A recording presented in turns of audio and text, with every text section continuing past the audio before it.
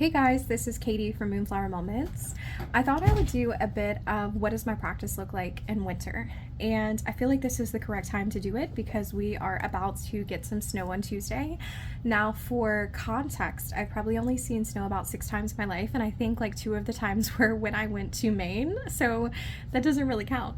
So I shouldn't have said it in my monthly intentions video that it was a possibility because now it's more than a possibility. It is 100% chance we are getting snow on Tuesday, and it's going to be really cold. So I thought about, what are the things that I have been engaging in the last couple of weeks? How have I still been able to keep in touch with my spiritual practices as well as my tarot practices? What are the kinds of themes that come up for me at this time of year? And I thought I would share that with you because even though I reluctantly enter winter every year, this winter has been better for me than any of the others. And I think it's because I'm trying to make sense of the themes of it and really stop resisting. Maybe that's the point of winter, is just to rest, right? So I am going to talk to you about some of the things that I do to stay like spiritually connected to nature. Some of the materials I've been working with. I will show a few decks at the end. I will show you my journal. It's just going to be a little bit free flow. I want this video to kind of go wherever it needs to go. So with that being said, I'm going to go ahead and start. And this is not going to be an aesthetic part of the video, but I find that sometimes practices can be aesthetic, and for some people it's really important that the aesthetics are involved, and then for other people like me, the aesthetics are involved sometimes and then sometimes they're not. So don't expect super aesthetic content, but that being said, I'm gonna keep going. So one of the ways that I've been able to keep myself attached to nature during this time of the year is by working with the materials that are readily available. So of course, during the summer, my garden is just absolutely lush and beautiful and glorious and full of butterflies, and there haven't been any butterflies for a little while, so I've had to kind of look around and notice materials that I don't usually see. So when I was hiking with my husband a few weeks ago, we went to see the oldest cypress tree in the United States, and it is anywhere between like 1,000 and 1,500 years old. So I really took a lot of inspiration for that, and as we were leaving this grand, beautiful, majestic Empress tree, that's literally the card that I pulled for it, Empress, I noticed this Spanish moss. And Spanish moss oftentimes grows from trees. It's not native to Louisiana, but this is something that's oftentimes used in Louisiana magic. And I try not to gather from places that I'm hiking. I know that's a big no-no, but I did see this stick that had fallen, and it wasn't right close to the tree, but it was kind of in the vicinity. And I asked if I could harvest this from the land, and I did receive like a definitive yes. So I took this little bit of Spanish moss home, and it's been on my altar inside of this cypress bowl. So a friend of mine, her dad goes into the bayous and he recovers old cypress wood, and so this is some wood that he recovered. So I just have this here. I have a lot of other things that go inside of it too. I find that's how I build my altars, is I just kind of stack things inside, but it's really important if I'm able to see on my altar representations of my home. So a piece that I know for sure is not aesthetic is this. This is actually specifically from my yard. My husband has like this pecan tree that he's been fighting with forever because we keep trying to dig up the sapling because we don't want it there, but it's quite established. And so he dug underneath the soil. You can actually see there's like clay soil all over this, which is so special. I'll never take off that clay because that's literally dirt from my own yard, and pulled this for me. So I've been keeping that there. I also have a few rocks from the yard as well, and like there's nothing particularly stunning about this rock, but like the weight of it, the way it feels in my hand, I just feel like I'm a big believer in my practices to try to harvest from my natural vicinity, and this has been helping me a lot. I will talk a little bit more about rocks in a moment, but I feel like there's such an underutilized resource because they're always available, and it's always such an easy way to connect yourself to nature. The last thing I've been really working with is, of course, these pine cones. So I did a lot of work with pine cone at the beginning of 2024, and I found that pine cone to me definitely represents boundaries. And so I've been doing a lot of personal work around boundaries and utilizing that in my everyday life. So I have pine cones everywhere, and it's just a literal spiritual reminder every single day to put up those boundaries to protect not only my mental but emotional as well as spiritual and physical health, and to be mindful that I can pull back when need be. So these are the little things that I've been keeping on the altar, among with other things, but those are really the core. I think the cypress, Spanish moss in particular, has been feeding me and guiding me through these winter months. Last year I had a lot of artificial lights up on my altar, and I still have some, but I am definitely leaning into and noticing some of the more unconventional things that nature can provide us that are just heavy and solid, kind of like this rock. Like, this is a structure that it's not going to leave. Another thing that I have been doing is to say goodbye to the fall. I have been harvesting the last bits of my garden, and I've been pressing them, and I've been making bookmarks and things like that. So I'll throw on the screen some images of some of the things that I have harvested this year, which I was thankful to have a really lush garden, so it was quite a bit, as well as some of the bookmarks that I have made or I'm in the process of making through that. But it does give me a little bit of peace of mind, right? Because if you're anything like me and you have a hard time saying goodbye to summer, I think having a ritual in place where you actually go outside, you harvest what's left, and you hold on to the last little remnants of that, there's something that's really important about having that ritualistic motion that allows me the chance and the breathing room to say goodbye, right? I think we don't honor ceremonies and rituals enough in that way. Like, there is a purpose for those rituals and those ceremonies. It's the opportunity to say goodbye. So those are some of the things that, just like talking generally about the spiritual practice overall. I will also say that from like a metaphoric level, I've been really excited to work with the stones, because I think that there's a stillness to them. There's a sense of we don't really have to begin again. We can kind of stay quiet and we can stay in this moment. So I'm sure that some of you noticed, but I've taken a little bit of a rest from YouTube. I'm not really so much. I'm still posting content every Friday because I banked some videos, but I did take like 2 weeks off of filming, which is the first time I've ever done that since I started my YouTube channel, and it was really important to me. I think that oftentimes we try to rush through and just like jump straight into the new year when the calendar year begins, and I've really kind of learned from working with the stones in particular this year that I don't have to rush through. Like, I can be like this solid, steady resource.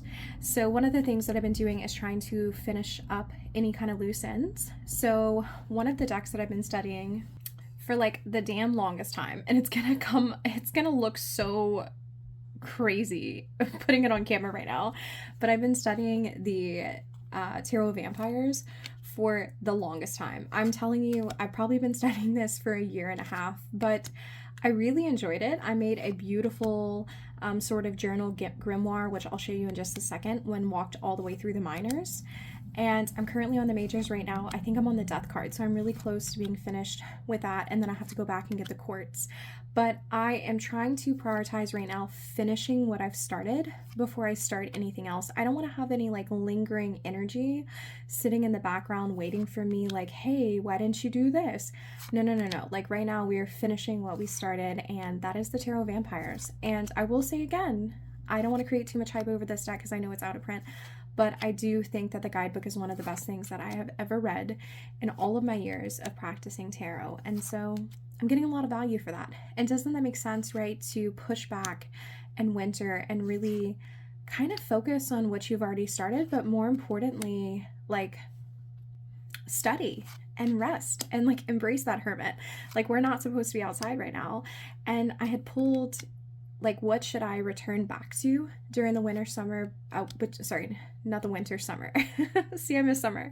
The winter season a couple of weeks ago. And I had received that essentially one of the things that I need to pull back to is I need to go back to the Page of Swords. And I think when I first started reading tarot, it was in January of 2022.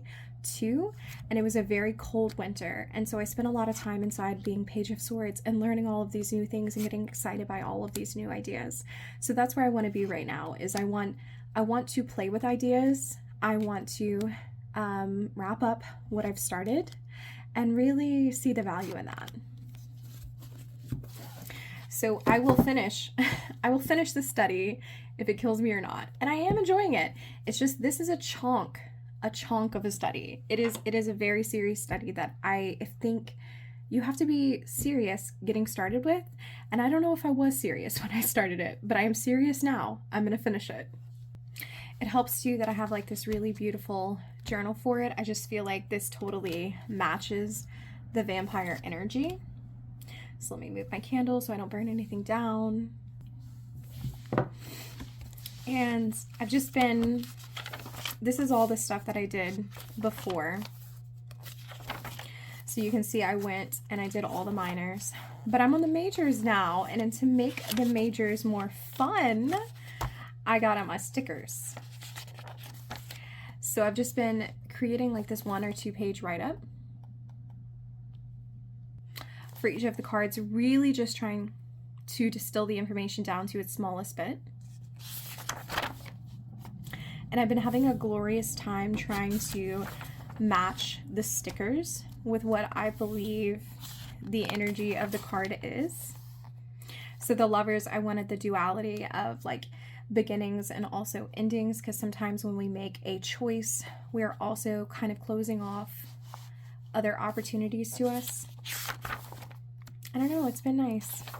So like I said, I'm not terribly far. I did have to like start using smaller stickers because I don't have much room left in this journal, and I will be damned if I start a new journal for like 2 cards.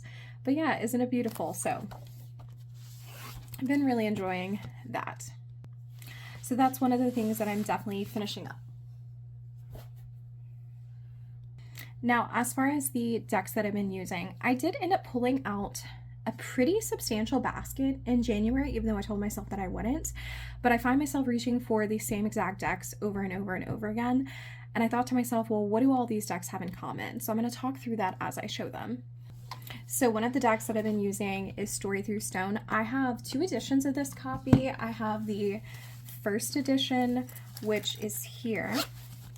I'll actually show them side by side. And this one sits on my altar. You can tell that I've used this one a lot based off like the smudges, and it's just something I've used all the time. And this is the second edition, which has these golded edges.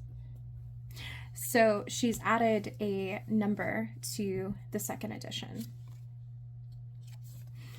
So I've been using these decks like absolute mad. So Sindera Quackenbush, the creator of these decks, oh, look at this. I love how they match up. You can tell this artwork is a lot brighter. Her father had spent his entire life working as a park ranger, and he collected these stones that told stories. And that's why this deck is called Story Through Stones. And as you can see from the previous note, I have just been all about the stones lately. So in order to honor her father's legacy, she got these stones photographed, and then she made a deck out of them. And it's completely intuitive. There are no keywords, there's no guidebook, though she is working on some slight meanings on her Substack. So if you want to read what she personally thinks about the cards, like, she does offer that for you, but it's meant to be a purely intuitive experience.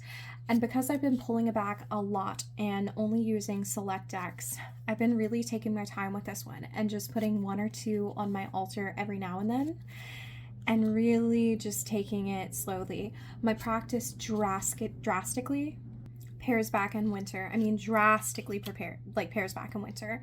During the summer, I pull 12 card spreads like it's nobody's business. During the winter, I just want to huddle in close, and I don't have a lot of spiritual energy to give to large spreads and deep analysis.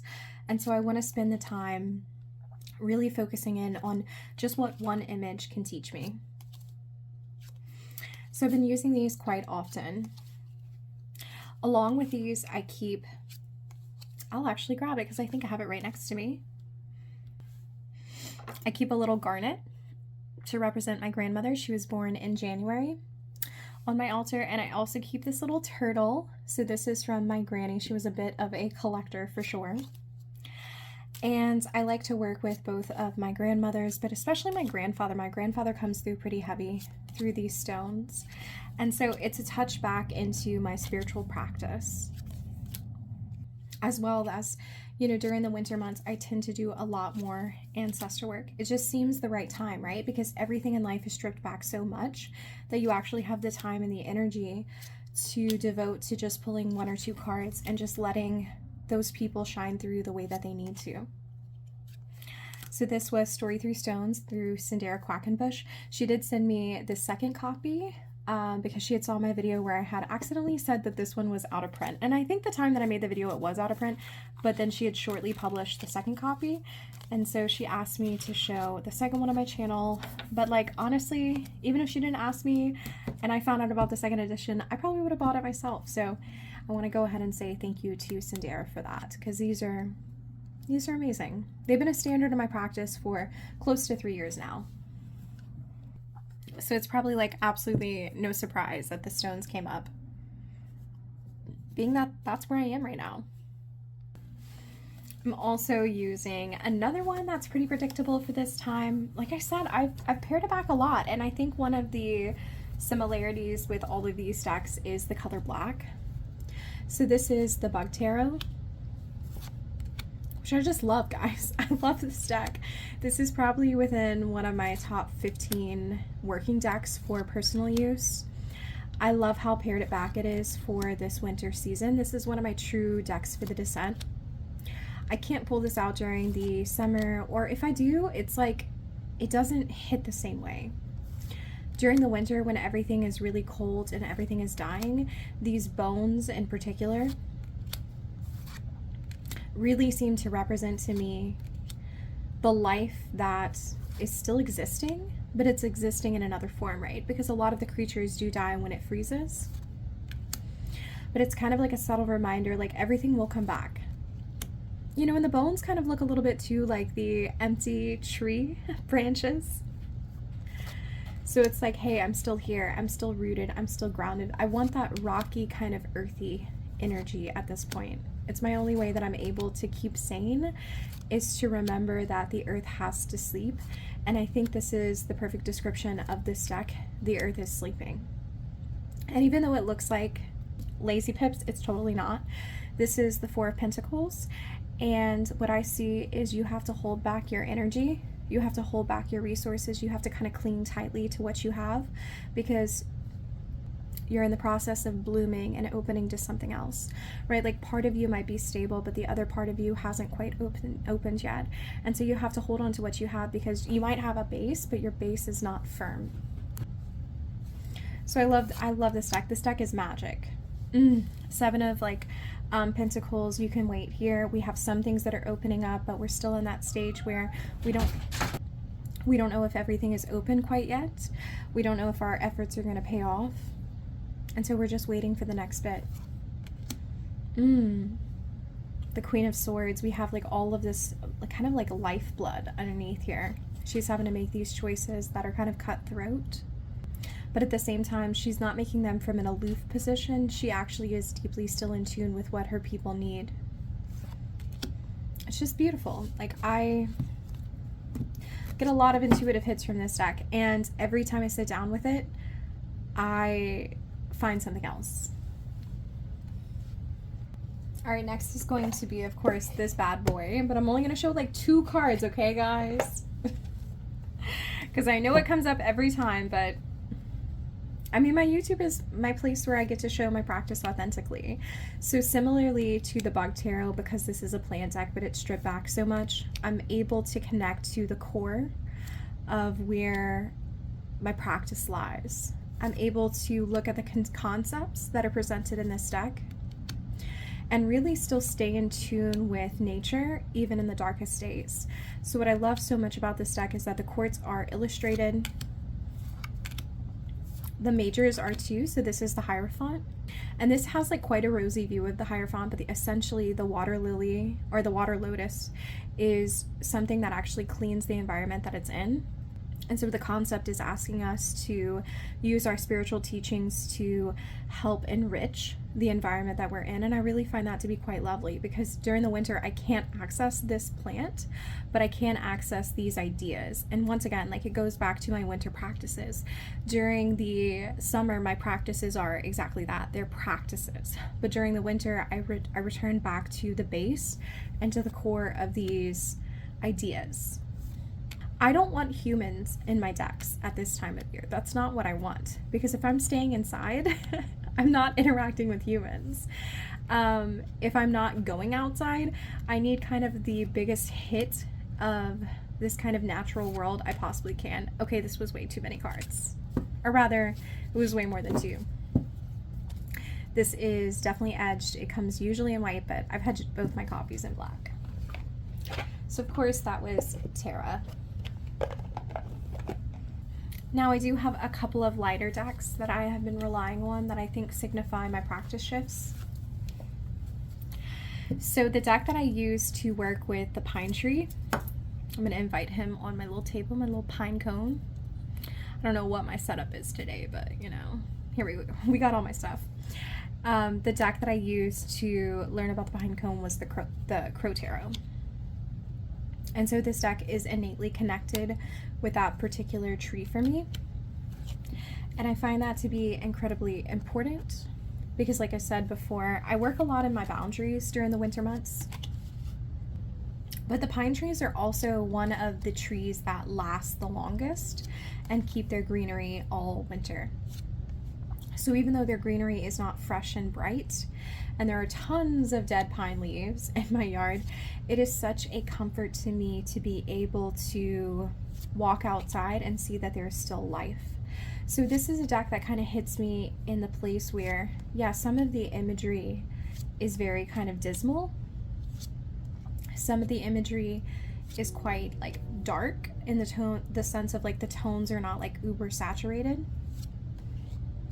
I do find this to be like a more muted palette, but at the same time, like, we have these bright pops of color along the way. And so it reminds me of those pine trees, that they stand tall and they stand firm, kind of similar to the Crow Tarot. This is a deck that it's not going to like be this big showy kind of deck, just like the pine tree is not this big kind of showy tree. But when this deck needs to talk to you, it'll call to you. And in my experience with pine trees, it's very similar. When the pine trees need to commune with me, they will call. And I know how to answer them and how to work with them through my relationship with this deck. So it's another way that I stay deeply kind of embedded with the environment around me. So Crow Tarot, this used to be one of my most hated decks ever. And then I associated it with the pine tree, got incredible readings, and realized maybe that's what all of my hated decks need, is just a lot of practice and a lot of trial and error to see where they work. So that deck kind of like shifted my overall practice for me as well. All right, and what's next? A deck that I never ever use other than the coldest months. That's going to be my Druid Craft. None of the decks that I'm showing you today are like these big, like, show decks. They tend to be pretty reserved. And I think that can definitely be said about Druid Craft for certain. This is what I consider to be a beginner's deck that has absolutely so many layers. So the guidebook for this is just like particularly concise, but every time I read it, I get like a different meaning.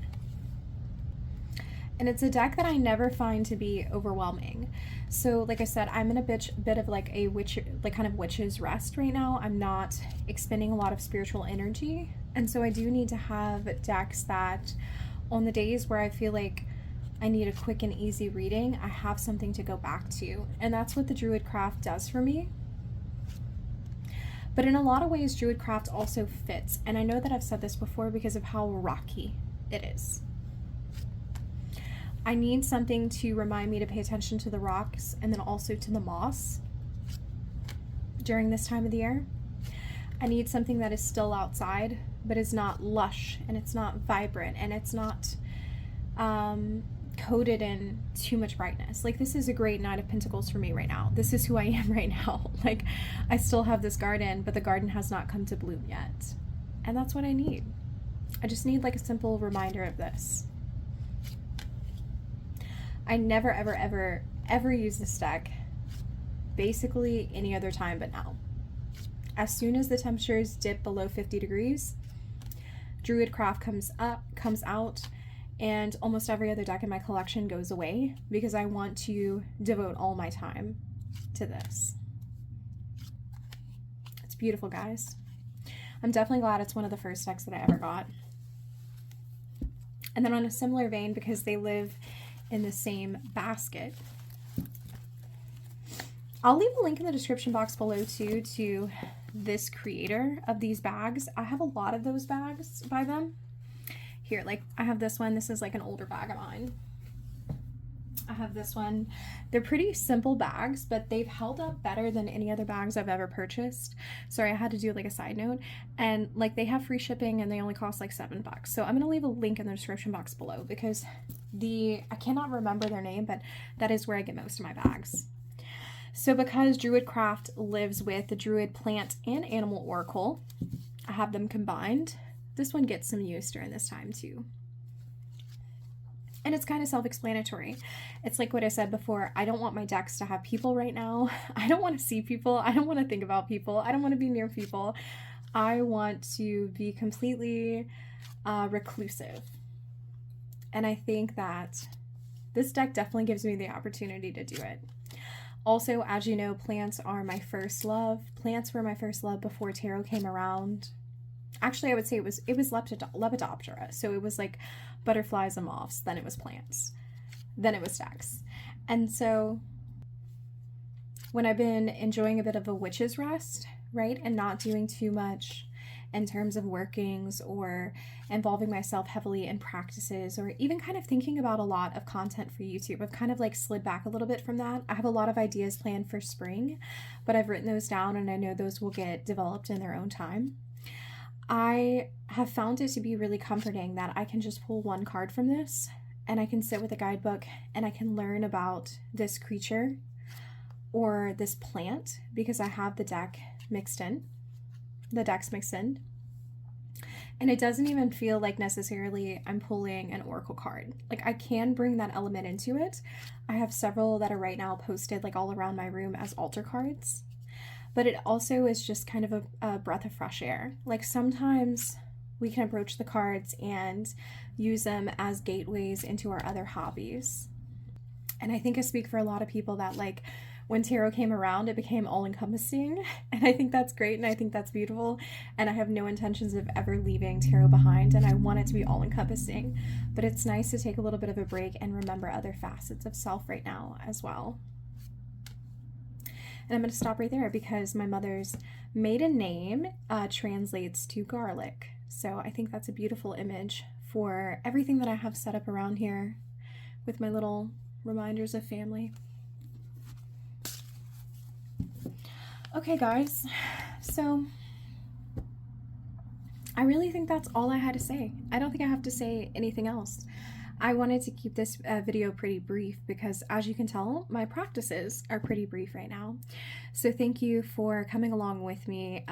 Like this probably wasn't aesthetic at all. I didn't even think about how I was throwing like all this stuff down and how it was gonna look on the camera, but I wanted to just give an opportunity to take a look into my practice and also record this for my own future use.